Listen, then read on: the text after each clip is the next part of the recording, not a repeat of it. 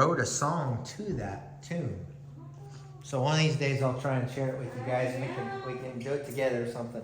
But now when I try and sing Blessed Assurance, I get mixed up with which one it is. So that was my only endeavor to ever try to write a song. But I felt like when we're singing praise, I felt like we ought to have some stuff we wrote about how we feel about the Lord. You know, why do we only sing what other people got? I don't got a problem with that, but I thought, man, I want to sing something that I feel, you know. So anyway, that's what I did. I was early in my ministry. Apparently, I didn't have the guts to do it again. So, she okay? Yeah, the door was open by any Oh. All right. So we are talking about the history of the Lord's churches, right? Yes. So we're going to deal with some history. Good. So hopefully you like history, because it's going to be interesting. All right. And I like maps. I like you to show me a map. Well, good deal. I don't know how much mapping we'll do today, but we'll get there. Don't worry. Today's is less map, more history, I guess. All right. So we're talking about the mid-60s, okay? Mid-60s AD. So remember, we got Paul and Peter are going to be martyred about 68, 67, there's speculation on which exactly. But you got most of the letters Paul wrote are right in the 60s, the early 60s, okay, of AD. And so we've got another occurrence that's going to happen. So Romans have ruled the Jerusalem and Israel area at that time since about 63 BC. Okay, so now we're into the AD side of it. So we're about 100 years right in there, right? That they have ruled that area. And in 66, we have one of the first major Jewish revolts. And so it's a result of a lot of clashes that they were having with the Romans. Remember, when Jesus came, one of the things that they wanted him to do was, you know, get us out from under this Roman rule, right? And if he wasn't interested in that, they weren't interested. And the reason is they had been in this situation where they didn't have full ability to do what they wanted to do. They couldn't even put somebody to death if they needed to for judgment's sake. They had to run that through the Romans. And so occasionally you had little clashes, and the Jews would kind of offer some resistance. And in 66, you have one of those larger ones, okay? And you've got a lot of Jews that were in Rome were expelled from Rome at that time. So you're seeing a lot of persecution at that time. Nero is the main persecutor at that time. He's ruling at that time. And when you look at kind of how this all develops, you get to 70 AD, and it began with 66 in that rebellion. And in 70, we have Titus comes in and basically destroys Jerusalem and the temple, right? So that's all happening right after Paul and Peter are martyred. If you need to get it, sis, it's okay.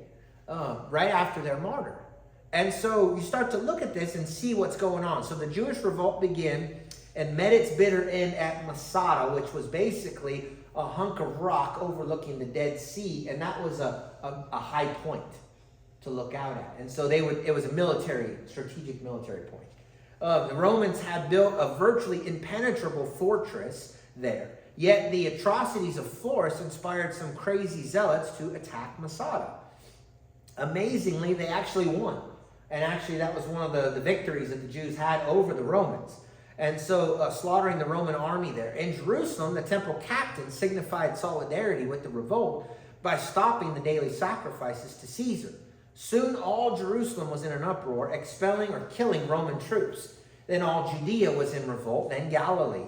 Cestus Callus, the Roman governor of the region, marched from Syria with 20,000 soldiers. He besieged Jerusalem for 6 months, yet failed.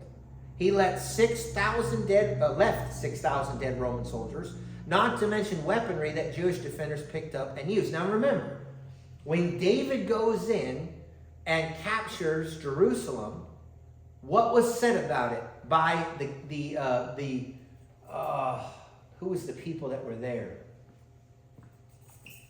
Oh, I got it. See, I'm slipping my names. Jebusites, thank you. Yes, very good. The Jebusites. So the Jebusites were there. And if you remember, what did the Jebusites say when David was going to go conquer Jerusalem? They said, basically, our lame and our sick will come, fight you off. Jerusalem was well fortified. It was easy to defend. Well, we can see kind of an example of that even with the Romans. They're defending heavily at Jerusalem, even though it was besieged for 6 months. Yet that Roman onslaught failed, and the Jews started to then be able to kind of fight back a little bit. Nero then sent Vespasian, a decorated general, to quell the Judean rebellion. Vespasian put down the opposition in Galilee, then in Transjordan, then in Idumea, I think is how you say it. Starts with an I. Yes, Idumea. He circled in on Jerusalem, but before he could finish, Nero dies. And so Vespasian wants to go back and try and get the throne. So he leaves the job undone. But he sends his son Titus. That's where we get the Titus. Titus is Vespasian's son. Titus comes in, and Titus is the one that actually brings it down. Now, a lot of people will give credit to Vespasian because it was his son who did it, and he kind of commanded it. But Titus was the actual instrument used to finish this. So by now, Jerusalem was isolated from the rest of the nation. And factions within the city fought over strategies of defense. As the siege wore on, people began dying from starvation and plague. So imagine they're trapped in the city. The city's besieged. At some point, what are you going to run out of? You're going to run out of food. Yeah, exactly. Now, they had some springs that they could get water from, but they couldn't get food because the food was grown outside of the city primarily, right? And so they were starving. The high priest's wife, who once basked in luxury, she literally was scavenging for crumbs at that point. That's how destitute they were. Some people died from that, just from the hunger alone. So meanwhile, the Romans employed new war machines to hurl boulders against the city walls. Battering rams assaulted the fortifications. Jewish defenders fought all day, struggled to rebuild the walls at night. Eventually, the Romans broke through the outer wall, then the second wall, and finally the third wall. So as you can see, it was very well fortified. Still, the Jews fought, scurrying to the temple as their last line of defense. That was the end of the Jewish defenders for the temple. That's it. Historian Josephus claimed that Titus wanted to preserve the temple, but his soldiers were so angry at their opponents that they burned it. He never wanted to actually destroy. Remember, what did Jesus say was going to happen? He said it's going to be destroyed, and I'm going to raise it up in 3 days. Talking about the temple of his body, right? But he was referring to giving them an example of that physical temple was going to be destroyed. And so that was prophesied. The remaining Jews were slaughtered or sold as slaves. The Zealot band that took Masada held it for at least 3 more years when the Romans finally built their siege ramp and invaded the mountain fortress. They found the defenders dead. They had committed suicide to avoid being captured by foreigners. And so that when Jerusalem falls, there's a certain situation that happens with this. Remember, before it's besieged, the Christians actually realized what was happening with Jerusalem, and they got out of town. Which, if you read Matthew 24, that's exactly what it talks about running to the mountains, right? Now, everybody puts that as a future thing, but it's more likely that it was about this event here. And so we'll get to kind of the explanation of that. The Jewish revolt marked the end of the Jewish state until modern times. Okay, when did Israel become a state again? Anybody remember? 1940. Is it 48? It's 48 or 49. I can't remember the exact date. Not till the 1940s, though, we'll say, right? That's how long. We're talking about, what, close to 2,000 years since they had become a state. So this was kind of the end of their setup for a while, right? The temple's still not rebuilt to this day. And people have been fighting over that land for forever, right? It's been a constant thing. Still are. Matter of fact, if you go to Jerusalem, there's a mosque on the very point where they want to build the temple. And so there's a whole lot back and forth on that. There's a reason why they're still fighting today over in that area. So anyway, the destruction of the temple also signified a change in the Jews' worship because the temple's gone. So now they've now kind of done more of the synagogue type worship and homes, things like that. Jews had been scattered throughout the world at least 600 years. The first destruction of the temple by the Babylonians in 586 BC, that's what sent them all over the place, right? So when Paul goes preaching all over the area of that part of the world, there was Jews everywhere. There's a synagogue almost everywhere. That's because they were scattered at the time of the Babylonian rule. And so the temple sat and slammed the door on the Jews' sacrificial system. And they adjusted, of course, creating new rituals for home and synagogue. But the Sanhedrin was dissolved. and the center of Jewish religion moved to the educational institutions, rather. Where were the Christians? Well, that's the question. Out of town, basically. They got wind of this. Many of them must have read, or maybe not at that point read it, but they at least heard it repeated what Jesus said in Matthew 24. And so they prepared. Many had been driven out of Jerusalem already by persecution decades earlier from the Jews. Remember, when we first have in Acts the Jerusalem church, what's one of the first things that happens with Saul? He persecutes the church, and what do? The people scatter, right?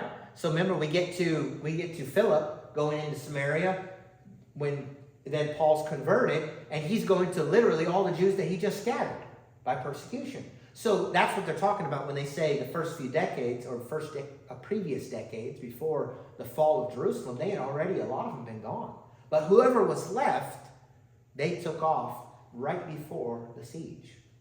They understood. The Lord gave them wisdom, and they understood. It's exactly what you see in Matthew 24. And so many of them had already been driven out. But Eusebius wrote that when the revolt began in AD 66, some of the remaining Jewish Christians fled to Pella, a city across the Jordan River. Now, we can use the map. Okay, yeah. So we'll get the map and I'll show you. Pella. And I'll be dead honest with you. I never even heard the name Pella, except for Pella Windows, which we'll talk about, until I read this today, because I've not heard this account until I read it by Eusebius. Okay, So so let's pull this out. you said in 66, so that's before 70. That some of the Jews, or did you say the Christians went to Pella? The Christians from 66 on started getting out of Jerusalem altogether. They'd been chased out previous to that also. So there wasn't that many left, but whoever was left, they fled to the mountains. What does Matthew 24 talk about, right? Okay, so if we get the map of Israel up and we look on here, we're going to see, okay, where's the Sea of Galilee? Right here. Sea of Galilee's here, and the Pella area is in this mountainous region right in here, about 20 miles south, right in there, right near below Lodibar, actually. That's the area they went to. And so keep that in mind.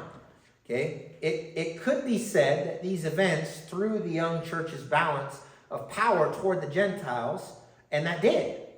Think about this. If the Christians leave Jerusalem and leave the Jews to deal with the Romans and rebel against the Romans, how are the Jewish brethren that are Christians that have converted and the Jewish brethren who are still practicing Judaism going to feel about the situation? Well, the ones still there are going to be probably pretty angry with their Jewish brethren in the flesh who have left them there. And so this kind of made even a further dividing line between the Jews and those who had been converted to Christianity.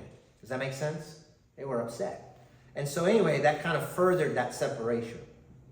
Of course, continue on there, it says, but the Christian Jews, non-involvement in the revolt drove on an obvious wedge between them and their traditional counterparts. After 70 AD, Christians were not permitted in the synagogues. So that's how serious they took this. And so you would have probably seen a lot less of what you see in Acts, which is Paul going, where does he start oftentimes? At the synagogue, right? The fall of Jerusalem then made the Christians even more distinct from the Jews and impelled a church to develop among the Gentiles. Much that is written in Matthew 24, as I mentioned, and Revelation and Daniel about the 70th week is talking about this very thing. The abomination of desolation is probably exactly at this time, and it probably starts really with Nero, but probably ends with Vespasian and Titus as the destruction of Jerusalem and the temple. And they were, by the way, they were also offering sacrifices mingled with blood of the Jews. I mean, there's a whole lot of things that were going on at this time that were very strange. And so it's very possible that's what it's referring to. That's a study for another time to get into that. The Daniel alone would take a long time just to deal with. Clement wrote in 195 AD, okay, Christ became the King of the Jews, reigning in Jerusalem in the fulfillment of the 7 weeks. In the 62 weeks, all of Judea was quiet and without wars. In those 62 weeks, as the prophet said, and in the 1 week, he was Lord. The half of the week, Nero held sway in the holy city Jerusalem. He placed the abomination, and in the half of the week, he was taken away, followed by Otho, Galba, and Vitellius. And Vespasian rose to the supreme power and destroyed Jerusalem and desolated the holy place. So Clement, he says Vespasian did it, but really it was Titus, Vespasian's son. And Titus carried out what Vespasian told him to do. But he gets credit because he's the one in charge. Make sense? And so Clement writes that concerning it. So interesting, what does he connect the 70th week with and the message of what Daniel brought? He connects it with this very time period. That's at 195 AD. Tertullian writes in 197 AD, right around the same time. He says, Daniel says that both the holy city and the holy place are exterminated together with the coming leader, and that the pinnacle is destroyed unto ruin. Therefore, we must inquire into the times of the coming of Christ, the leader. We will trace those times in the book of Daniel. Therefore, we demonstrate that Christ came within the 62 and a half weeks. And so what is my contention or conviction on this, and you guys study it out, see what you think, but I think the 70th week of Daniel is completed when Jerusalem falls. I think that's the completion of it. Messiah comes at 62 and a half. The 70 weeks is not literal, right? We're talking about a number that's pointing to something, right? And showing what was happening. Anyway, there's a whole lot more to that. Daniel 9, this is what it says concerning that. This is where Tertullian is referencing. Daniel 9:24. He says, 70 weeks have been decreed for your people and your holy city to finish the wrongdoing, to make an end of sin, to make atonement for guilt, to bring in everlasting righteousness, to seal up vision and prophecy, and to anoint the holy place. So you're to know and understand that from the issuing of a decree to restore and rebuild Jerusalem until the Messiah the Prince, there will be 7 weeks and 62 weeks, and it will be built again with streets and moat, even in the time of distress. Then after 62 weeks, the Messiah will be cut off and have nothing. What's he talking about? Talking about crucifixion, right? And the people of the prince who is to come will destroy the city and the sanctuary, and its end will come with a flood. Even to the end, there will be war. Desolations are determined. And he will confirm a covenant with the many for 1 week. But in the middle of the week, he will put a stop to sacrifice and grain offering. On the wing of abominations will come the one who makes desolate, until a complete destruction, one that is decreed, gushes forth on the one who makes desolate. So a lot of times those verses get automatically sent to a future event. But it appears Tertullian didn't think so. Neither did Clement. They saw it as happening at that time. They saw the prophecy of Daniel being fulfilled in the 70th week. In the 70th year of AD. In other words, it appears at least, the 70th week is fulfilled in Daniel at the fall of Jerusalem. Also the abomination of desolation. Jesus, while looking over the Temple Mount in Jerusalem shortly before his death, prophesied that its beautiful stones would be thrown down within a generation. Did that happen? Absolutely, right? We just read it. He warned that the residents should flee Jerusalem to the mountains. And when they saw the Roman army surrounding the city, and like I said, Eusebius, this is his account. Eusebius writes this. He says, the whole body of the Jerusalem church was instructed by a divine revelation to move to Pella, a town in the Decapolis. What he means by Decapolis is, on the other side of that line was more of the Roman territory. This was considered the Israel territory here. And so that's the side that it was on, this Pella. Sorry, now one more time, you just read it. Who warned them to go to Pella? Well, he says the Lord, divine revelation. Okay. Divine revelation is how they got that. So the Lord gave them the understanding. To go there. What they had heard what Jesus taught and put it together. Okay. Yep. And that seems to be the case. So he references Christ mentioning these things, right? Epiphanius accounts, and these are both historians, writing in his, I can't even say the word, it is long, Panarion and the Ministry at Ponderbury, I have no clue. Something like that. So this is Epiphanius, I think is how you say it, supports the tradition, noting that Christ commanded them to leave because the city was doomed. He adds that they were known as Nazarenes in the region of Pella. And so, where did they flee to? Right over here. What's that in a topographical map? Those are mountains. That's exactly where they went. Interesting. Check this out. So, that was probably around 68. So they probably started to flee about 2 years before it got really bad. right, when it falls in 70. Interestingly, the Pella in Iowa, where you get the Pella windows, you ever heard of Pella windows? Yes. Very, very popular, well-known brand, right? The Pella in Iowa was founded in 1847 by 800 Dutch immigrants seeking religious freedom. Their minister, Dominee Hendrik Schulte, I think is how you say it, knew his church history and decided to name the new city, after its Peruvian counterpart. Pella, old and new, still stands as a symbol of refuge and hope in a time of great crisis. So he named it Pella because they were fleeing persecution. And that's exactly how the Lord's church, some of them ended up right here. And then what's supposedly happened, we don't have a lot of concrete detail on this, but some of the other Gentile churches came and made sure they had all the help that they needed, basically assistance with food, different things. And so took care of one another. After the Christians left Jerusalem, right before the destruction, it seems to have separated, like I said, the Jewish Christians from the Jews that remain Jews, even more from their brethren in the flesh. And so we see the shift already in the book of Acts, don't we? Remember, we see it around chapter, 15, 14, right in there. We start to see more and more of the Gentiles' influence, less of the Jews, right? And even Paul says, hey, you know what? He shakes the dust off his feet. He says, I'm going to the Gentiles because you refuse to hear this message. Now, he still went to the synagogue because those are his brethren in the flesh. It's natural that he would do that. But there was an understandable shift towards the Gentiles. This even made that more so, like I said before. And so after 70 AD, we see Emperor Domitian, I think is how you say that, persecutes the church extensively from 81 to 96 AD. So he's the next one after Vespasian and those folks. The Apostle John is exiled to the island Patmos, where he receives and writes the revelation of Jesus Christ. Now, there's some question on that too, because some believe he wrote that in the 60s, some believe he wrote it in the 90s. As far as we know, John is the only one who made it to basically full age. He died around, I think, 100 AD, right in there. He died an old man. Not for lack of trying. They tried to kill him numerous times, but they weren't successful. The apostolic age ends with the last apostle, John, who died around 100 AD. So 100 AD kind of marks what they call the apostolic age.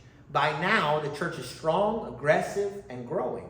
Local churches exist in every major city from Italy in the west, including perhaps Spain and Britain.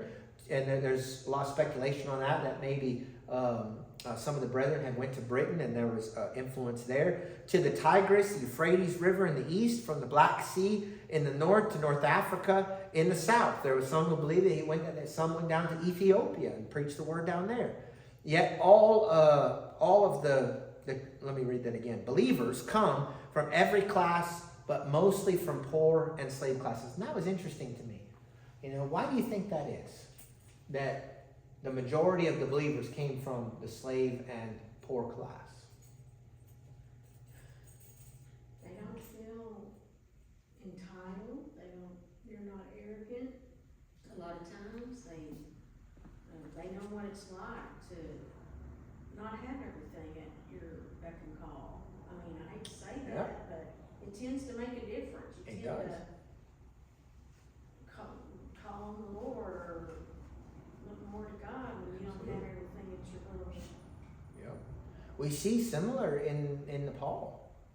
It's not the ruling class that's being converted.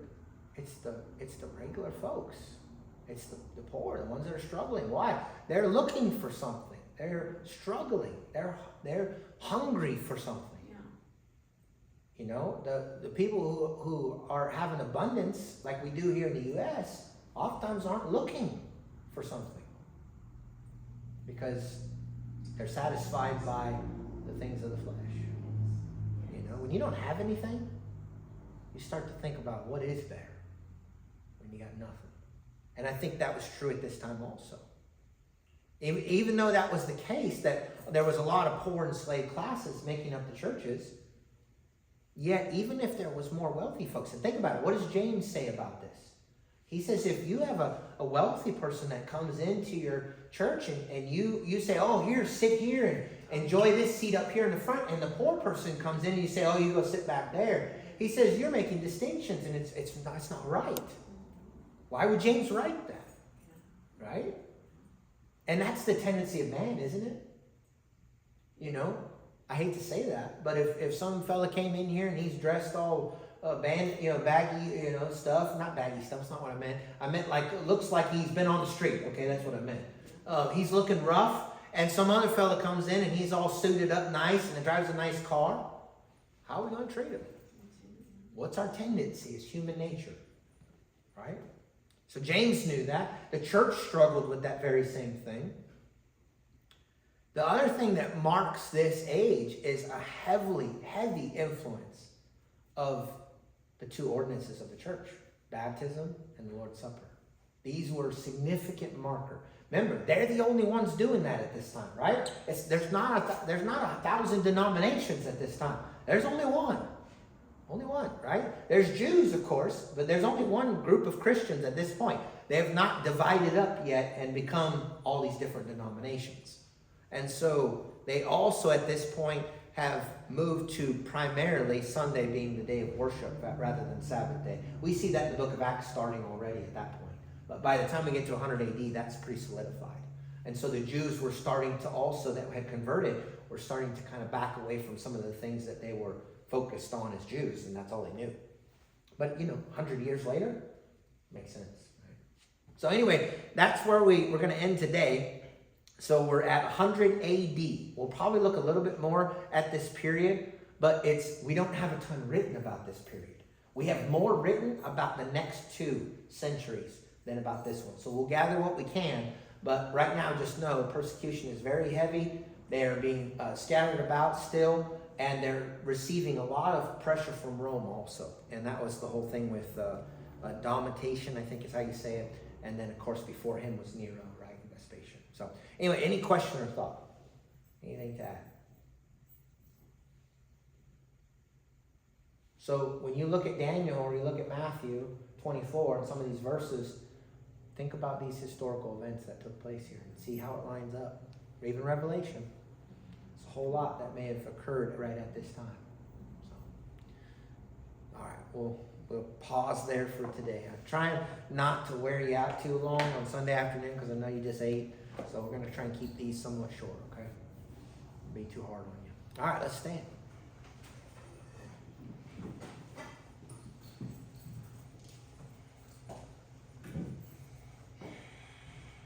Any word before we dismiss? Let's keep Travis in prayer as he deals with his health issues. And so tomorrow you got a doctor's appointment, right, Travis, in the morning? And then hopefully you'll hear from the cancer doc either today or tomorrow, hopefully. Be praying for you, brother.